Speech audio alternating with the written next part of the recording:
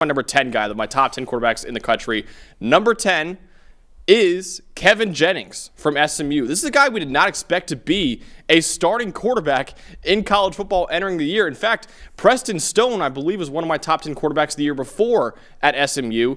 Preston Stone lost his job very early on in the year to Kevin Jennings. And Dalton, you and I were like, okay, let's see what this kid's got, because Preston Stone's a pretty good quarterback. Stone is now at Northwestern. Jennings led SMU to the playoff this past year, led SMU to one of their best seasons since they had the death penalty, honestly, back in the 80s, honestly. So 85 passing grade this past year. I was 10th among all quarterbacks in the country, 90.6 passing grade when kept clean as well.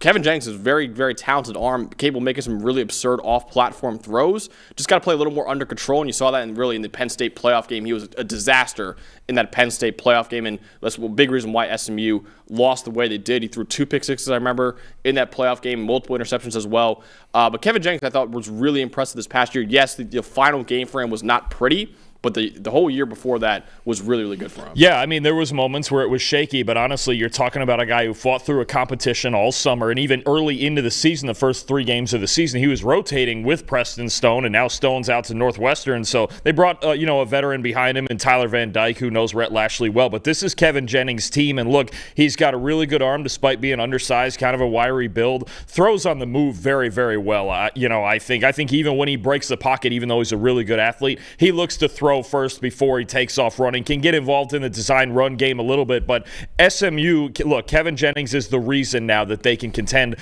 for another ACC title. They just missed out on it last year, and I think that's the biggest thing, like you mentioned, is big games, right? You look at 3 big games where he just had a slew of mistakes. One of them, they won the Duke game where he had, I believe it was 5 or 6 turnover-worthy plays. Like 6, the first half of the Clemson game, his mistakes are what put him in the hole early in the ACC title game, and they almost came back to win. And then the Penn State game, obviously, in the cold with the turnover. So I think for Kevin Jennings, what we're going to be looking for is performance in big games, but otherwise he was spectacular, especially considering he didn't become the starter till, the 3rd or 4th game of the season. Absolutely. Yeah, I was really impressed by him. Again, a guy that we were like, okay, let's see what he could do when Preston Stone got benched and Jennings proved us all wrong, I thought, this past year. So really good year from him. I'm excited to see what he could do with the Mustangs next year as well.